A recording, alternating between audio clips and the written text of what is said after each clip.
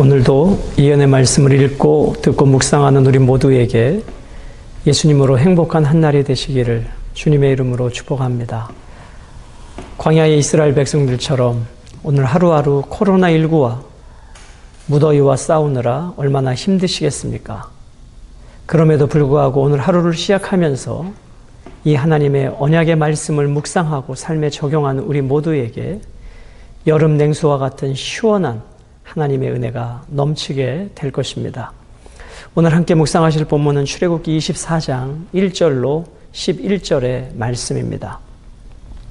오늘 본문의 핵심 주제는 성도는 거룩한 언약 백성으로 살아가야 합니다. 하나님께서 430년 종살이한 이스라엘 민족을 출애굽시켜주시고 이제 광야의 여정을 통하여 약속의 땅을 향하여 이끌어 가십니다. 자, 그 시내산에서 하나님께서 모세를 통해서 하나님께서 또 직접 이스라엘 백성들에게 십계명과 하나님께서 모든 율례를 주십니다. 자, 이것이 왜 중요한가? 출애굽 이전에 주신 것이 아니라 출애굽한 이후에 주셨다는 것입니다. 출애굽은 통상적으로 우리가 구원을 의미합니다. 하나님께서 주신 십계명과 모든 율례는 구원받은 이후에 성도들이 살아가야 할 그리스도인의 삶으로 주신 것입니다. 출애굽 이전에 십계명과 율법을 주셨다면 그것을 지켜야 출애굽하게 되는 것이죠. 그러나 하나님께서는 하나님의 은혜로 출애굽한 자들에게 십계명과 율법을 주신 것은 십계명과 율법을 지켜서 구원받으라 하는 것이 아니라 구원받은 성도들은 하나님의 말씀 앞에 이렇게 살아가야 함을 말씀해주고 있는 것입니다. 이 영적인 원리를 오늘 꼭 기억하시고 십계명과 율법은 지켜서 구원받으라고 주신 것이 아니라 이미 구원받은 성도들이 이 세상에서 어떻게 살아가야 하는지를 보여주고 있는 것이다. 기억해 주시면 되겠습니다. 자, 1절, 2절은 모세에게 산을 내려가라고 하나님께서 명하십니다. 또 모세에게 이르시되 너는 아론과 나답과 아비후와 이스라엘 장로 70명과 함께 여호와께로 올라와 멀리서 경배하고 너 모세만 여호와께 가까이 나오고 그들은 가까이 나오지 말며 백성은 너와 함께 올라오지 말지니라. 자, 하나님께서는 모세와 아론의 두 아들 나답과 아비후 70명의 장로들을 부르십니다. 그러나 그들은 하나님 앞에 가까이 갈 수 없습니다. 모세만 가까이 부르십니다. 하나님께서는 중보자로 모세를 사용하고 계십니다. 2절에 보면 너 모세만 여호와께 가까이 나오라 말씀합니다. 반드시 홀로 모세만 여호와께 가까이 가야만 했습니다.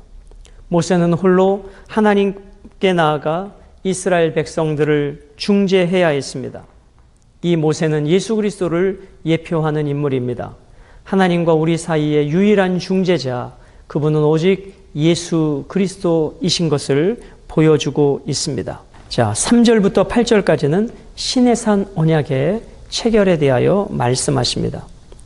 모세가 와서 여호와의 모든 말씀과 그의 모든 율례를 백성에게 전하매 그들이 한 소리로 응답하여 이르되 여호와께서 말씀하신 모든 것을 우리가 준행하리이다.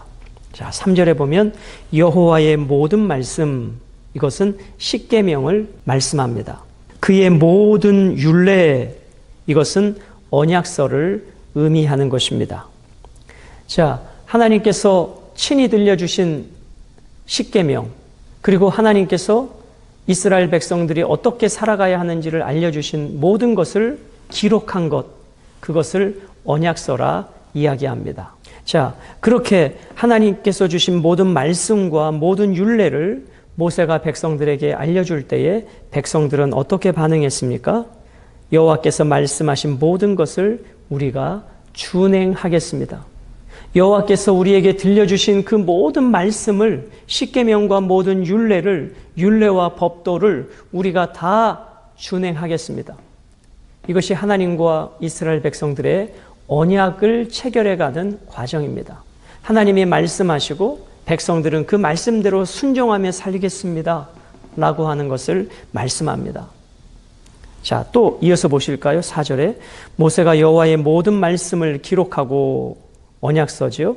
이른 아침에 일어나 산 아래에 제단을 쌓고 이스라엘 12지파대로 12기둥을 세우고 이스라엘 자손의 청년들을 보내어 여호와께 소로 번제와 화목제를 드리게 하고 모세가 피를 가지고 반은 여러 양푼에 닦고 반은 제단에 뿌리고 언약서를 가져다가 백성에게 낭독하여 듣게 하니 그들이 이르되 여호와의 모든 말씀을 우리가 준행하리이다. 하나님께서는 모세를 통해서 제단을 쌓게 하시고 12기둥을 세웁니다. 12기둥은 이스라엘의 12지파를 의미합니다. 그 제단에 번제와 화목제를 드리고 소의 피를 반은 제단에 뿌리고 반은 백성들에게 뿌리게 되어집니다. 이것이 무엇입니까? 이제 그렇게 단을 쌓고 12기둥을 세우고 번제와 화목제물을 드리고 그 피를 제단불에 뿌리며 하나님께서 주신 그 언약서를 다시 한번 모세가 백성들 앞에서 읽습니다. 그때 백성들의 동일한 반응은 무엇이었죠? 여호와의 모든 말씀을 우리가 준행하겠습니다. 이제 하나님과 백성 사이에 언약을 맺을 준비가 되어 있는 것이죠. 그럴 때 그 반 남은 소의 피를 백성들에게 뿌렸다. 그래서 하나님과 백성들 사이에 피로 언약이 맺어집니다. 이것은 너무나 중요한 사건입니다. 하나님과 백성 사이에 하나님이 주신 말씀 앞에 율례 앞에 백성들이 순종하겠다라고 결단하고 다짐할 때 제단에 피가 반이 뿌려지고 백성들의 피의 뿌려짐을 통해서 하나님과 백성 사이에 피로 맺은 언약이 되어졌습니다. 여러분, 이것은 예수님께서 십자가 지시기 전에 마지막 날 유월절 어린 양이 되실 때 이 떡은 이 잔은 나의 살과 피라고 말씀하시며 피로 언약을 맺으신 것을 우리는 유월절 만찬을 통해서 기억합니다. 오늘 시내산에서 하나님과 이스라엘 백성들이 맺은 이 피의 언약이 바로 그러한 언약인 것이죠. 너희는 나의 백성이 되고 나는 너의 하나님이 되리라. 이스라엘 백성들은 그분 오직 여호와 하나님만을 섬기고 하나님의 말씀에 순종하면 하나님은 저들을 강대한 나라가 되게 하고 열방 중에 제사장의 나라가 되게 하겠다는 것이 이 언약의 핵심이었습니다. 그러나 우리가 지난 주일날 나누었듯이 모세가 하나님의 말씀을 받으러 산에 올라간 지 40일이 돼도 내려오지 않자 이스라엘 백성들은 그 언약의 자리에서 어떡합니까? 아론을 중심으로 금송아지를 만들어 우상을 숭배하더라는 것입니다. 40일 전에 피로 언약을 맺었지만 눈에 모세가 보이지 않자 그들은 눈에 보이는 또 다른 우상을 만들어 놓고 마음의 평안과 안정을 찾으려 했다는 것입니다. 말로는 여호와의 말씀대로 우리가 다 준행하겠다라고 하였지만 하나님께서 가장 강력하게 요구하신 나 외에는 다른 신을 내게 있게 하지 말라, 어떠한 형상도 만들지 말라, 그 하나님의 십계명을 그들은 철저히 외면하고 하나님의 율례를 저버렸습니다. 그러나 그 하나님의 언약은 깨어지지 아니하고 하나님의 신실하심으로 그 언약을 지켜가고 계신 것입니다. 자, 아무튼 오늘 본문 말씀은 하나님과 이스라엘 백성들 사이에 피로 언약이 맺어졌습니다. 8절 모세가 그 피를 가지고 백성에게 뿌리며 이르되 이는 여호와께서 이 모든 말씀에 대하여 너희와 세우신 언약의 피니라. 이제 언약을 체결할 준비가 되어졌습니다. 이제 하나님께서는 모세와 아론과 나답과 아비후와 70인 장로들을 하나님이 임재하신 곳으로 부르십니다. 자, 9절입니다. 모세와 아론과 나답과 아비후와 이스라엘 장로 70인이 올라가서 이스라엘의 하나님을 보니 그의 발 아래에는 청옥을 편듯하고 하늘같이 청명하더라. 모세와 아론과 아론의 두 아들 70인 장로가 하나님의 임재하신 가운데 나아갑니다. 그런데 놀라운 일이 벌어졌습니다. 그 하나님의 임재 발 이상은 볼 수 없었고 발 아래만 본 것이죠. 청옥을 편듯하다, 편듯하다, 이 뜻은 잘 포장된 길을 말합니다. 하늘같이 청명하더라. 하나님이 계신 그 하늘은 더욱 청명하고 거룩하더라. 그런 의미가 되는 것입니다. 자, 그런데 보실까요? 11절 하나님이 이스라엘 자손들의 존귀한 자들에게 손을 대지 아니하셨고 그들은 하나님을 뵙고 먹고 마셨더라. 이제 모세와 아론과 나답과 아비후 70인 장로들이 하나님의 임재하신 가운데 들어갔습니다. 예전 같으면 저들의 죄로 죽었어야 했습니다. 그런데 저들이 죽지 않았다는 것이죠. 왜 그랬을까요? 그것은 바로 피가 제단과 저들에게 뿌려졌기 때문입니다. 이 피는 예수 그리스도의 그 언약의 피를 말합니다. 십자가 대속의 피를 말합니다. 우리가 하나님의 보좌 앞에 나아갈 수 있는 유일한 길은 우리의 행위와 우리 자체의 의로움이 아니라 예수 그리스도의 피를 힘입을 때만 우리는 하나님 앞에 나아갈 수 있고 거기에서 살아갈 수가 있는 것입니다. 사랑하는 여러분, 이 광경은 하나님과 인간 사이에 먹고 마셨던 놀라운 기록입니다. 누구도 경험해보지 못했던 사건입니다. 이 본문은 너무나도 흥분되는 사건입니다. 저들이 하나님의 임재하신 가운데 들어가 언약을 맺으면서 하나님을 뵙고 먹고 마셨다. 자, 그런데 우리가 다시 한번 출애굽기 32장 지난주일 설교로 생각해 보실까요? 이렇게 하나님과 피의 언약을 맺으면서 먹고 마셨던 저들은 금송아지를 만들어 놓고 거기서 먹고 마시고 뛰놀았더라.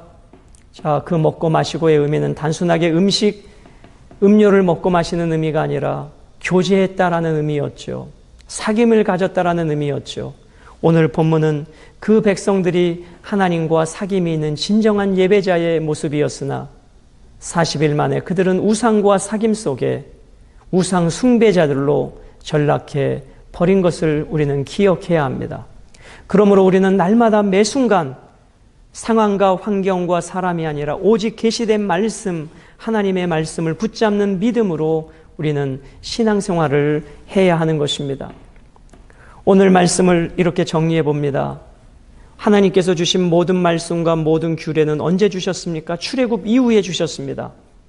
그것은 십계명과 율례를 지켜서 구원받는 것이 아니라 이미 하나님의 은혜로 구원받은 성도들은 어떻게 살아야 되는가?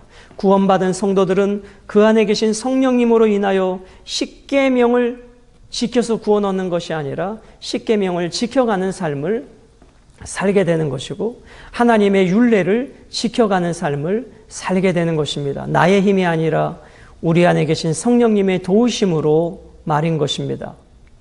여러분, 오늘 하나님 앞에서 먹고 마셨던 저들이 얼마나 영광스러움에 있겠습니까? 그런데 더 놀라운 사실은 그 하나님 자신이 성령님으로 우리 안에 들어와 계신다는 것입니다. 우리가 이 사실을 알 때 우리가 얼마나 대단한 존재이고 얼마나 감격해야 되는 존재임을 우리는 깨닫게 되지 않을까요? 사랑하는 여러분, 계속되어지는 코로나와 무더위 속에서 우리가 하루하루를 살아가지만 오늘 여러분과 제가 하나님 앞에서 먹고 마셨던 저들보다 더 감격스러움으로 우리 안에 계신 성령님을 통해서 감사하고 기쁘고 행복한 한 날, 우리는 저들보다 더 큰 하나님의 영광을 누리고 있다는 것입니다. 오늘도 우리가 보좌 앞에 담대히 나아갈 수 있는 것은 나의 공로, 나의 의가 아니라 예수 그리스도의 대속의 피, 그 십자가의 은혜를 힘입어 오늘도 하나님 앞에 담대히 나아가며 하나님과 교제할 수 있는 것입니다. 오늘도 이 말씀을 가지고 하나님이 내 안에 계시고 내가 주님 안에 있는 이 영적 교제와 친밀함 속에 오늘 하루도 행복하고 복된 한 날로 살아가게 되시기를 주님의 이름으로 축복합니다.